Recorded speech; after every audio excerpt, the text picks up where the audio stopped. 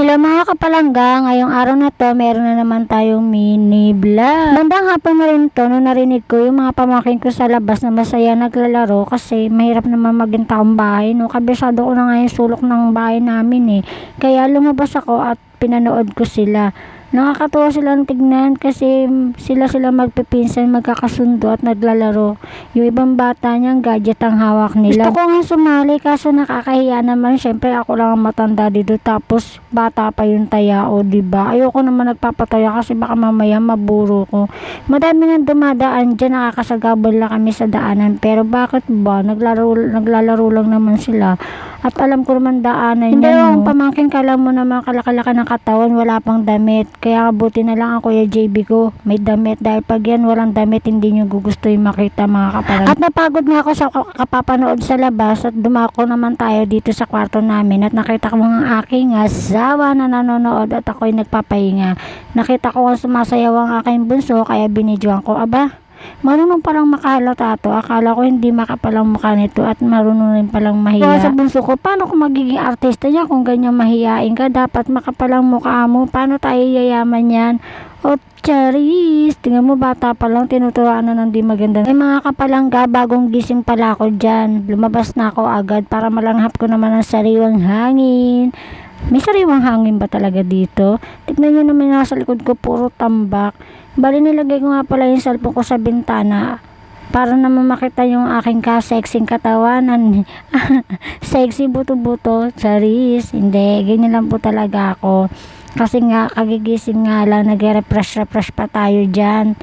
At tignan nyo naman yung tsura ko. O, diba? Kaganda. Namumuni-muni pa ako dyan. Pinapatunog ko ang aking mga buto-buto. At baka sakaling medyo tumaba-taba naman tayo mga kapalangga. Yan nga yung bunso ko, tinitignan ko dahil kahapon nga, tignan nyo na ang laka ng bukol niya, nalaglag daw siya sa hagdanan. Hindi ko nga napansin at nasa loob lang ako ng bahay. Ewan ko kung sino nagbabantay sa kanya dahil alam ko nasa loob din ng bahay. Sap nga ako dun kasi buti na lang yung bukol niya dumugo at nilagyan ko nga ng yelo at nilagyan ko rin ng katengko. Medyo okay na at natakot nga ako noon kaya sinabi ko sa sarili ko na lagi ko nang babantayan yung anak ko. Syempre maliit pa yan, kailangan pa ng bantay niyan. Kaya yan, nagmumuni-muni na naman ako niyan, nag-iisip ako niyan. Kinuha ko na nga yung cellphone dyan dahil nga bibidyoan ko ang aking bunso. O, tignan nyo, tuwan-tuwa pa siya. O, may sugat niya sa noo, maliit lang. At ngayong araw na to ay pupunta nga tayo sa eskwelahan niyan. Dahil nga sabi ng mga hipag ko ay yung mga card ng bata ibibigay sa mga kanilang teacher. At nang malaman ko na rin kung anong section ng aking panganay. Alam niyo po ba, nakaka-proud bilang nanay yung makita mo yung anak mo na nabibigay mo yung mga gusto nila kahit sa simpleng bagay lang. Katulad niyan yung bunso ko, tuwan-tuwa na yan kapag nakahawak ng tinapay. Bilang nanay, natutuwa naman ako sa mga ginagawa ko sa mga anak ko. Kaya ang mga anak ko, mahal na mahal ko yan. At nga sinabi ko sa panganay ko, sumama siya sa eskwelahan para makita na rin niya kung anong section siya mapupunta. Yan nga, nagsimula na nga po kami maglakad niyan at sinabi ko nga sa panganay ko na mamaya pag uwi namin, bumili kami ng gulay para ihahalo namin doon sa manok.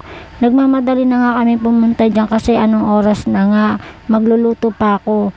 Wala nga po pala akong butane ngayon kasi naubos ang gas ko, kaya magkakalandi uling muna tayo. Hindi na muna tayo mayaman ngayon, balik mahirap muna tayo. Ang bilis-bilis nga maglakad ng anak ko, akala mo walang kasama. Ganyan talaga maglakad dyan. Gusto niya makakarating agad siya doon sa pupuntahan niya.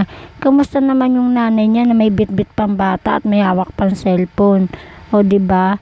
Tayo na mag-a-adjust sa mga anak natin, mga kapalangga. Bali malapit na nga pala kami dyan sa eskwelahan niya. Pagliko niyan, konting lakad lang, school na nila. Ang dami nga kayang mga sasakyan na dumadaan dito at dapat talaga gumilid ka. Kung hindi ka gumilid, ay nako. At yan, nakarating na nga kami sa school at sabi ng anak ko, Mama, wala tayong face mask. Sabi ko, okay lang yan, wag ka lang magsasalita.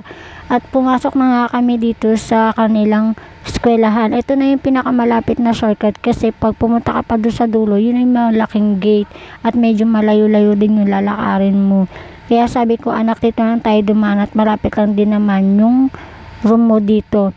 At nakita nyo naman, ang kagandahan lang po dito sa eskwelahan, maraming puno, kaya kapag umulan, hindi ka masyadong mababasa. Bali, nakita ko na rin pala yung mga nanay dyan na naghihintay ng mga teacher. Naghihintay sila ng teacher, yung nagmamarites muna sila. Kaya, natawa lang po ako at tinignan nila ako kung ano ginagawa ko. O, diba? Inosente lang ang dating, charis. Bali, nakita ko na rin yung ibang nanay dito naghihintay din ng mga teacher para lang i-intro lang kanilang anak. Pero sa pagkakaalam ko po at sinabi sa akin ng mga hipag ko na naka-enroll lang nga daw po yung mga bata, pupunta na lang daw tayo sa school para daw may abot yung card nila at malaman na rin kung anong section sila. Medyo naglalakad-lakad kami dyan kasi yung eskwelahan niya doon pa sa dulo, medyo malayo-layo pa. Yung nakikita nyo po ang eskwelahan na yan, ayan po ay room ng kinder at room ng grade 2.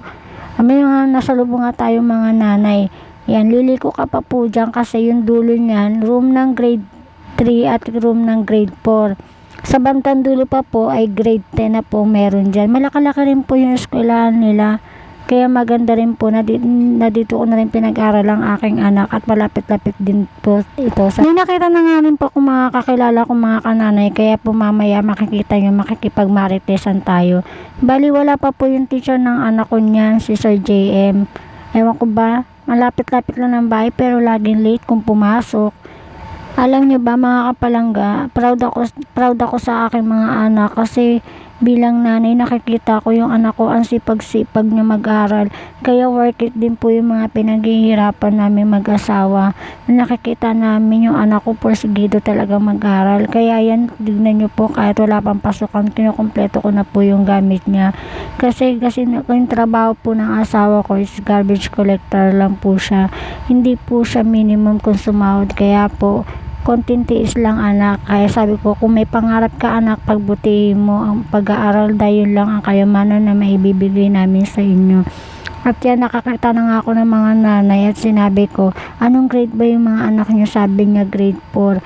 Sabi ko naman grade 5 yun sa akin. Doon pa pala kami sa taas, sakit pa kami sa taas para nakarating kami. Sabi ng isa kong nanay na nakausap, wala pa daw yung mga teacher ng grade 5. Kaya nagtanong-tanong ako kung kailan ko malalaman yung room ng aking anak at may nakausap nga ako nanay ng grade 5 at sinabi, bukas pa nga daw malalaman kasi ang mag-enroll daw yata ngayon is grade 1, grade 2 hanggang grade 6 except ang grade 5.